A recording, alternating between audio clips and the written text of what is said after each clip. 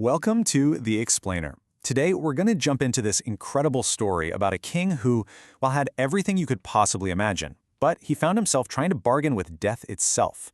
It's an ancient tale, but it has this powerful, timeless lesson for all of us on loss, grief, and how to find acceptance.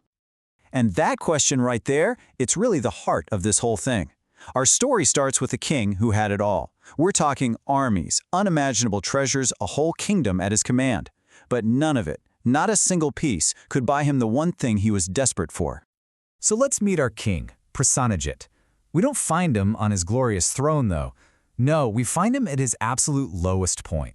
His mother, who lived to be 100 years old, has just died, and he is just completely lost in his sorrow. You've got to picture this scene the text describes. He's not riding in a fancy royal chariot. He's walking, on foot, to find the Buddha. He's so distraught he's covered in dust, and he can barely even speak through his tears. He's a complete wreck. And when he can finally find his voice, it all just comes pouring out. This torrent of grief. It's this desperate monologue where he's imagining all the power and wealth he would just give away if it meant he could have his mother back. He starts by offering up the very symbols of his might, his prized war elephants, his cavalry. Think about what he's saying here. Take my army, take my kingdom's strength, just let her live. But his desperation just keeps growing. So next, he offers up his entire treasury, all the gold, all the silver, every precious jewel in the kingdom. He's literally willing to bankrupt his entire nation for just one more moment. And this is the absolute climax of his despair. He's ready to give up everything that even makes him a king, his cities, his land, his people, his entire world, if it would just stop death. It's the heartbreaking cry of a man realizing, for the first time, the true limit of all his power. So you'd probably expect the Buddha to offer some simple, comforting words, right? Well, not exactly. He doesn't give the king false hope. Instead, he confirms the king's powerlessness, and he uses this raw moment to teach a really profound, inescapable truth about life itself.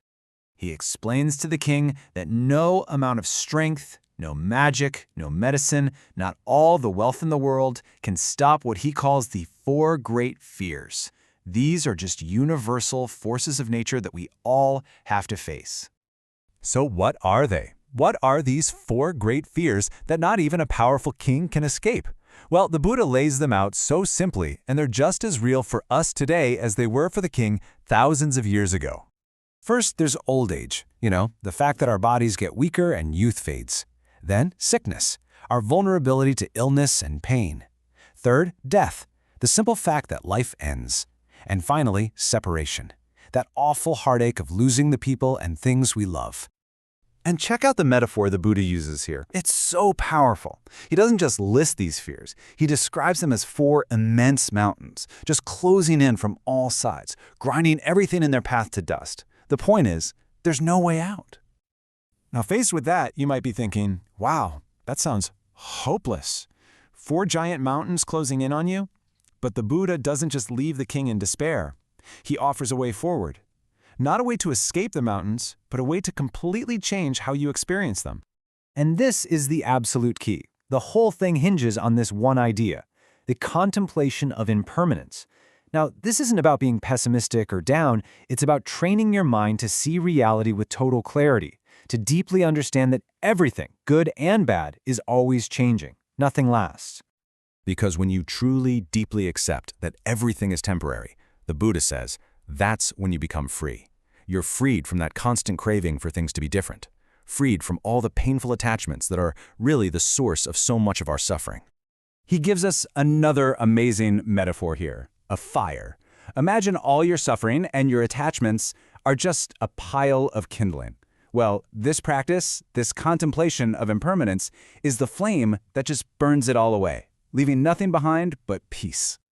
So, how does this all land with the king? Does this abstract idea actually help the guy who's weeping in the dust? Well, this leads us right to the end of the story. The king doesn't just understand it with his head, he has this profound, life-changing realization. And the transformation is immediate. It's total. It's like a light switch just flips. The man who showed up, crushed by sorrow, suddenly feels his body become, and these are the words from the text, soft and joyful. His grief doesn't just fade, it vanishes, completely replaced by the power of this new understanding. And we hear it from the king himself. He thanks the Buddha for what he calls the sutra for removing grief and vexation. He didn't get his mother back, that was never on the table, but he got something else, a way to hold his loss without being completely destroyed by it. And so this ancient story really leaves us with a powerful question for our own lives. It suggests that accepting that things don't last forever isn't about giving up, it's about finding freedom. It asks us to look at our own lives and wonder what pain, what desire, or what fear could we see differently if we really remembered that it too will pass.